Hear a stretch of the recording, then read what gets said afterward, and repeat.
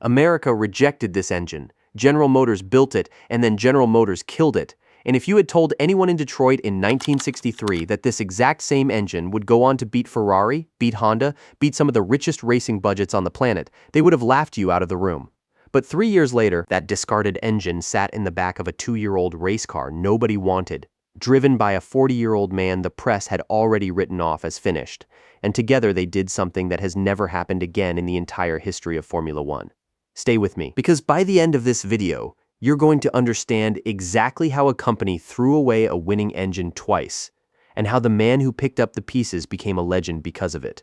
Let's go back to 1961, because that's where this whole insane story actually begins. General Motors wanted something special for their compact cars, the Buick Special and the Oldsmobile F85, cars built for ordinary families who just wanted something reliable in the driveway. And what GM's engineers came up with was genuinely brilliant on paper, an all-aluminum V8. At a time when aluminum engines were still considered exotic technology, something you'd expect in a fighter jet, not a family sedan.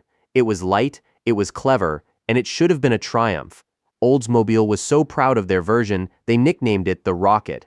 That's how confident they were. But here's the problem, and it's the kind of problem that quietly destroys a great idea. The castings kept coming out porous.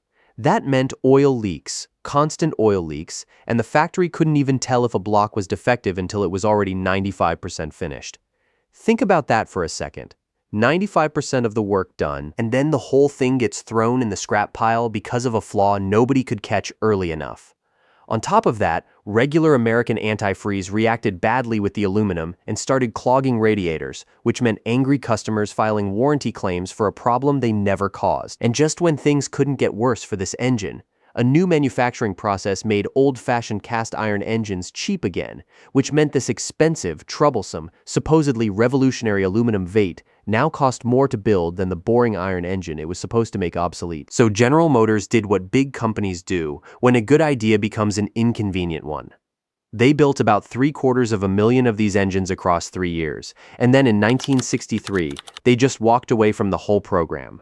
Not because the engineering was bad, because it was cheaper to quit than to fix it. Remember that decision, because it's about to come back and humiliate them in a way nobody at General Motors could have possibly imagined. Now here's where the story takes its first turn, and it happens on the other side of the planet.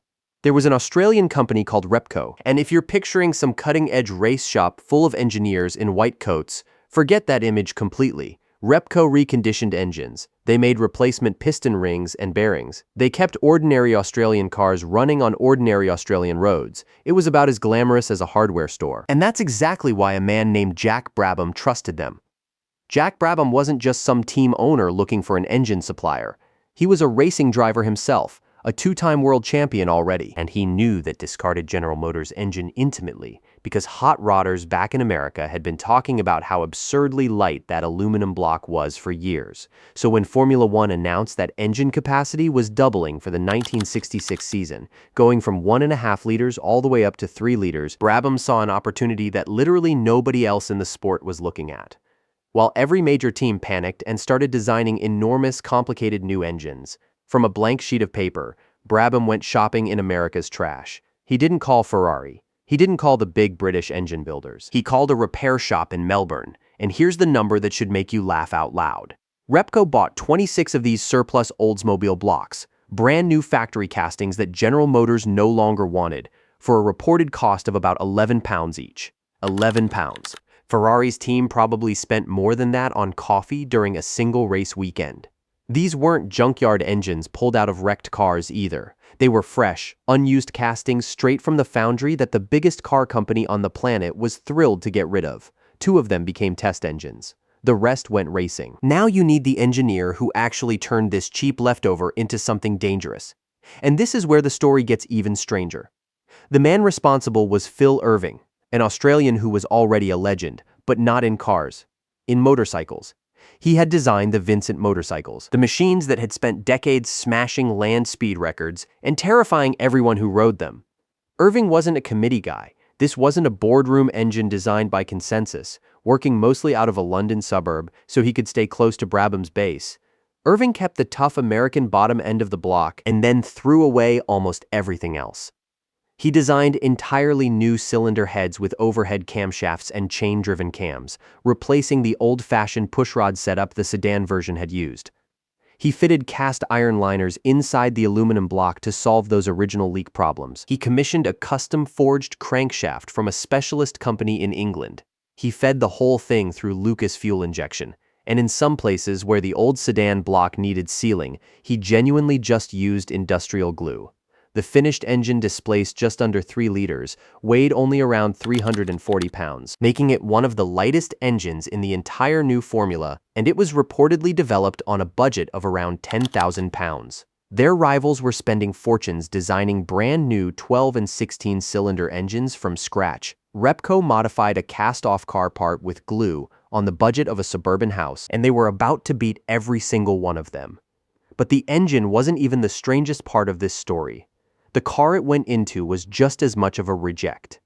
The chassis, called the BT19, had been designed a year earlier by Brabham's quiet design partner, Ron Tauranac, built around a completely different 16-cylinder engine that never actually raced because the company building it abandoned the project and walked away from Formula One entirely.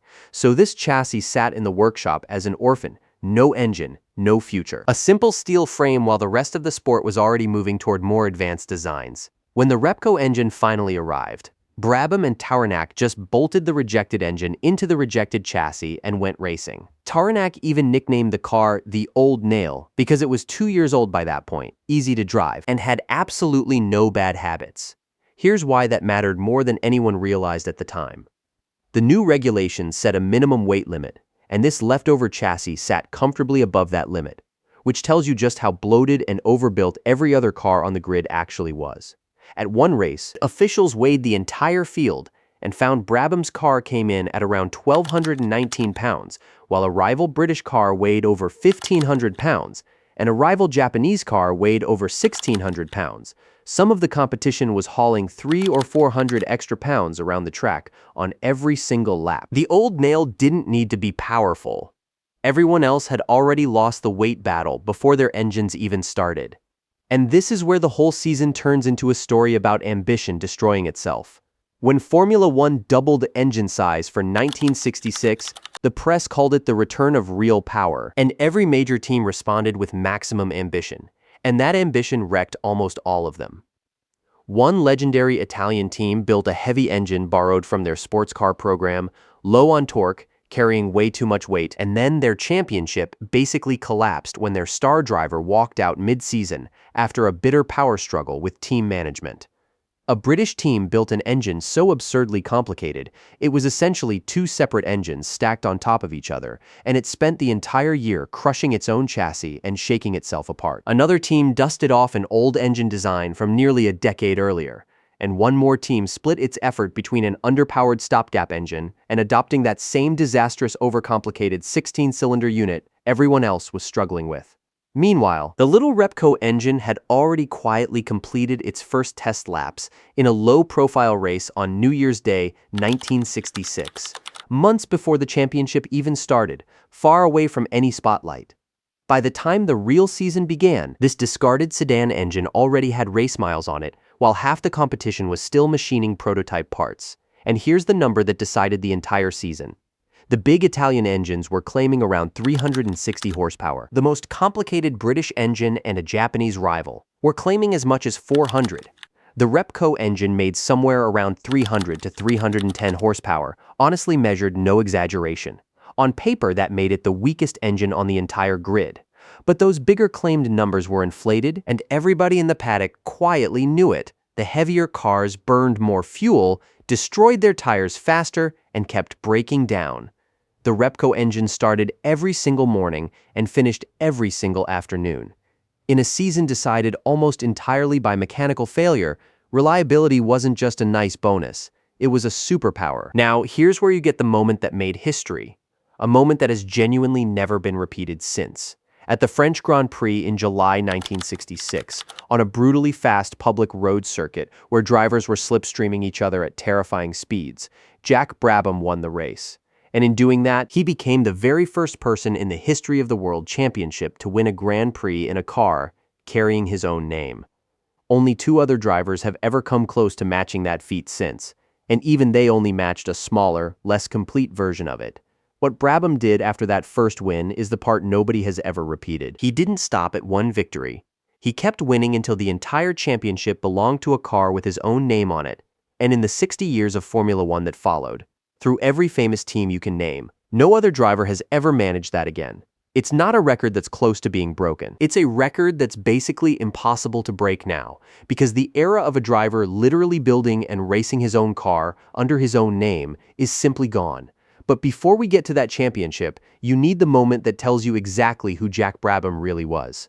By 1966, he was 40 years old, and the British press had spent 2 seasons quietly writing him off, calling him a relic, an old mechanic just keeping a seat warm while younger.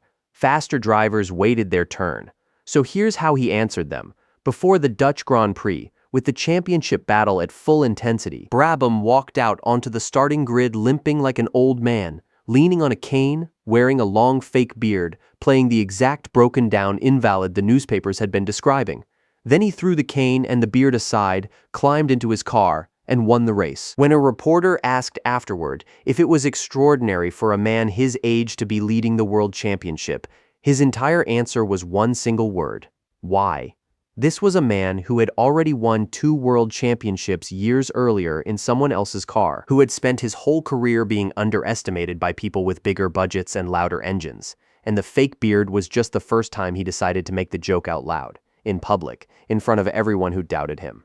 If you thought that was the peak of the story, stick around, because what happens next is even more ridiculous. Brabham went on an absolute tear, winning 4 Grand Prix races back-to-back, across circuits in France, Britain, Holland, and finally at the most feared and dangerous track on the entire planet. A track so brutal that a single mistake usually meant the end of a driver's life. A rejected engine in a rejected car had just beaten the best that Italy, Britain, and Japan could throw at it, 4 times in 5 weeks.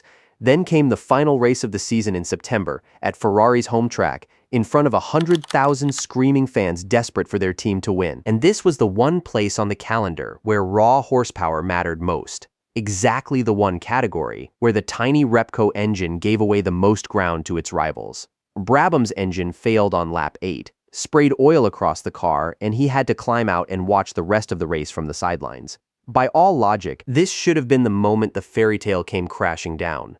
But his only remaining rival for the championship suffered his own mechanical failure later in the same race. And so Jack Brabham became world champion for 1966 while standing in the pit lane in oil-stained overalls. Watching a rival team celebrate a victory that changed absolutely nothing about who actually won the season. He finished with 42 points to his closest rival's 28, and at 40 years and 5 months old, he became the oldest world champion in decades, a record that still stands today, that nobody has come close to touching since. Now, if you think this story ends there, you're about to be surprised, because what happened the following year proves this was never a fluke. Brabham's teammate had spent the entire 1966 season as the perfect supporting driver, finishing just behind his boss race after race, quietly building a championship position of his own in the sister car. If 1966 really had been a one-time lucky accident, then 1967 should have exposed it completely, because every major team spent the winter fixing their mistakes. Instead, the same little team from Melbourne came back and did the job twice. Brabham's quiet, unglamorous New Zealand teammate won 2 races that season and took the Drivers' Championship for himself. Brabham finished 2nd overall, still winning races of his own, and the team collected a 2nd consecutive Constructors' title, an Australian owner and a New Zealand driver, finishing 1st and 2nd in the World Championship, using engines from a team that Europe's racing establishment had once dismissed as basically a glorified garage operation. And by that point, the engine had evolved past its origins completely. Only the very earliest versions had contained any original American parts at all. From 1967 onward, the blocks were entirely Repco's own design, cast in Australia, and about 30 pounds lighter than the original General Motors version. The American engine had been the seed, it was never the whole tree. And here's the ending that genuinely nobody in Detroit ever saw coming, because this discarded aluminum engine got a second life too, completely separate from Formula One. In 1964, an executive from the British car company Rover was visiting an American boat engine manufacturer in Wisconsin, and he stumbled across one of these same discarded aluminum blocks just sitting on the factory floor, destined to be dropped into a powerboat. He genuinely could not believe something that light was considered worthless. Rover chased that opportunity, and in January 1965, General Motors sold them the tooling for the engine outright, and even sent the retiring engineer who knew it best across the Atlantic as a paid consultant to help them build it properly. That engine became known as the Rover Vate. It went into production in 1967, and it stayed in production in one form or another, all the way until 2004, 37 years. Close to 1 million engines built. It powered Range Rovers, TVRs, Morgans, MGs. An entire generation of British sports cars and off-roaders ran on the exact engine America had decided wasn't worth building. So just follow the whole story from beginning to end for a second. General Motors designed a genuinely brilliant engine, built 750,000 of them, and then abandoned the entire idea purely to save money. One branch of that engine's family ended up conquering Formula One in Australian hands, winning back-to-back world championships. The other branch became the beating heart of the British car industry for 4 straight decades. America kept the accounting spreadsheets that justified killing it. Everybody else kept the trophies. Jack Brabham was knighted in 1979, becoming the very first Formula One driver in history to receive that honor, decades before some of the sport's most famous later champions ever got theirs. The actual car, the old nail itself, survives today in Australia as a national treasure. And somewhere in the archives of General Motors, there is still a memo from 1963 written in confident, careful accounting language, explaining exactly why that aluminum engine had absolutely no future. 60 years later, nobody has ever matched what that tiny, underfunded team from Melbourne managed to do, and it was all built on the one idea Detroit simply refused to believe. That clever beats expensive every single time, when the clever people are hungry enough to prove it. So tell me in the comments, which forgotten car or forgotten engine should I dig into next? Because honestly, this community always finds the stories worth telling. And if this kind of history hits different when you actually hear the full story laid out, do me a favor and subscribe. Because there are a lot more engines out there with stories just as insane as this one, just waiting to be told.